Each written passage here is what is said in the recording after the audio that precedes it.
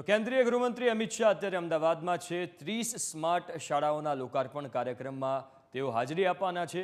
આ લાઈવ દ્રશ્યો આપ જોઈ શકો છો। કેન્દ્રીય ગૃહમંત્રી અમિત શાહ અત્યારે અમદાવાદમાં છે। મુખ્યમંત્રી પણ કાર્યક્રમમાં હાજર છે।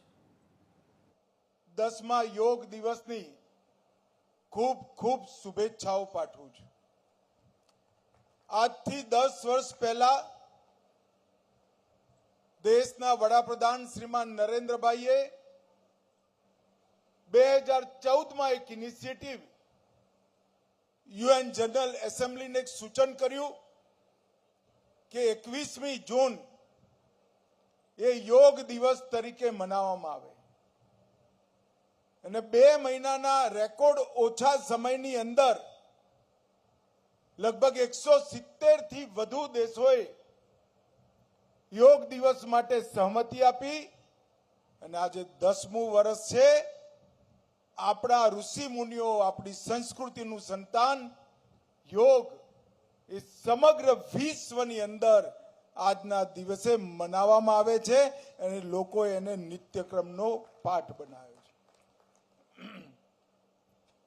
શરીર, મન, આત્મા અને વ્યક્તિથી પરમેશથી સુધી આ બંને જોડાણને યૌગિક ક્રિયા, ધ્યાન, આસન, પ્રાણાયામ એના માધ્યમથી સિદ્ધ કરવાનો આપણા ઋષિ મુનિઓએ એક સચોટ વૈજ્ઞાનિક રસ્તો નક્કી કરેલો અને મનની અંદર પડેલી અગાધ શક્તિઓના સમુદ્રની અંદર ડૂબકી લગાવવા માટે જે શક્તિ જોઈએ એ શક્તિ યોગના માધ્યમથી જ મળી શકે અને એનો સમગ્ર વિશ્વમાં પ્રચાર અને પ્રસાર કરવાનું કામ આપણા નરેન્દ્રભાઈએ કર્યું અને આજે 21 જૂન એક એવો દિવસ છે સૂર્યનારાયણ જ્યાં જ્યાં પૃથ્વી પર જે સમયે પ્રગટ થાય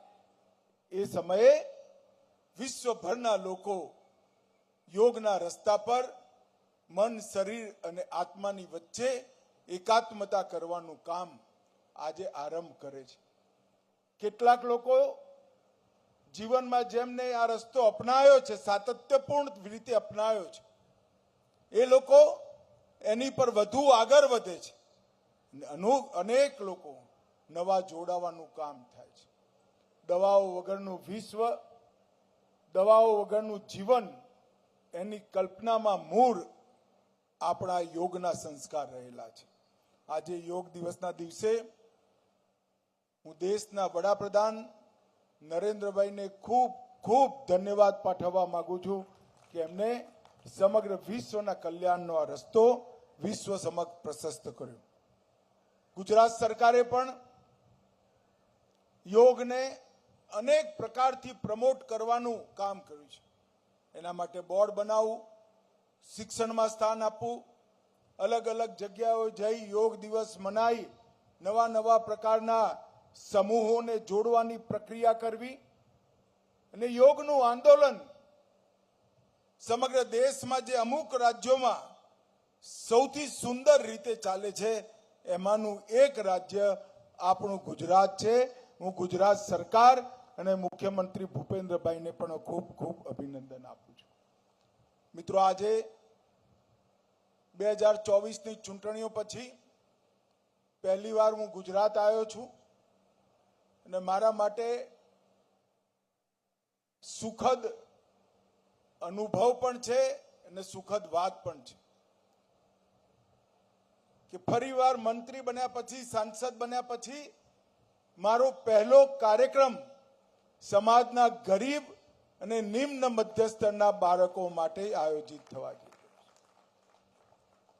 આજે 2024ની ચૂંટણીમાં સતત ત્રીજી વાર નરેન્દ્રભાઈને દેશની જનતાએ વડાપ્રધાન બનાવ્યા અને ગુજરાતે ફરી એકવાર 26માંથી 25 સીટો આપી સૌ ગુજરાતી મતદાતાઓનો હૃદયપૂર્વક હું આભાર માનું છું। ગાંધીનગર મતક્ષેત્રમાં પણ ખૂબ મોટા અંતરથી ભારતીય જનતા પાર્ટીને વિજયી બનાવી કમળ ખીલાવાની પરંપરા ગાંધીનગર મત ક્ષેત્રએ ચાલુ રાખી છે. એ મારા માટે અને અમે સૌ ભારતીય જનતા પાર્ટીના કાર્યકર્તાઓ માટે ગૌરવ અને આનંદનો વિષય છે. આ તબક્કે ગાંધીનગર મત ક્ષેત્રના સૌ મતદાતાઓનો મારી પાર્ટી પર અને વ્યક્તિગત રૂપ સે ઉમેદવાર તરીકે મારી પર ભરોસો કરવા માટે હું હંમેશા ગાંધીનગરની જનતાનો ઋણી રહીશ અને પૂરા 5 વર્ષ સુધી આગળના ગાંધીનગરના દરેક ક્ષેત્રમાં પ્રગતિ થાય, વિકાસ થાય અને ગાંધીનગર સૌથી વિકસિત સંસદીય મત ક્ષેત્ર બને એ માટે હું હંમેશા કટિબદ્ધ રહીશ. ભાઈઓ બહેનો, આજે અમદાવાદ મ્યુનિસિપલ સ્કૂલ બોર્ડ તરફથી પ્રધાનમંત્રી નરેન્દ્ર મોદીજીએ 2020ની જે શિક્ષા નીતિ અમલમાં લાયા એની સ્માર્ટ સ્કૂલની કલ્પનાને ચરિતાર્થ કરવા માટે 36 કરોડ રૂપિયાના ખર્ચે 30 સ્માર્ટ સ્કૂલોનું લોકાર્પણ આજે અહીંયા થયું છે. ગાટલોડિયા વિધાનસભામાં 9 સ્માર્ટ સ્કૂલ, વેજલપુર વિધાનસભામાં 10 સ્માર્ટ સ્કૂલ, નારણપુરામાં 4 અને સાબરમતીમાં 7 સ્માર્ટ સ્કૂલનું આજે લોકાર્પણ થયું છે. આજની 30 સ્માર્ટ સ્કૂલોના લોકાર્પણથી જ 30,000થી વધુ બાળકોને નવી શિક્ષા નીતિનો ફાયદો સીધો મળવાનો છે અને એમના જીવનની અંદર શિક્ષાનો ઉજાસ થશે. ગાંધીનગર મત ક્ષેત્રમાં 69માંથી 59 સ્કૂલ સ્માર્ટ સ્કૂલ બની ગઈ. જાન્યુઆરી મહિનામાં હું અહીં આવ્યો તો બોડકદેવમાં એક કાર્યક્રમમાં મેં મંચ પર ધર્મેન્દ્રભાઈ અમારા સંગઠન તરફથી એએમસી નું કામ જોવે છે, મેયર સાહેબ પણ હતા, સ્ટેન્ડિંગ કમિટીના ચેરમેન પણ હતા.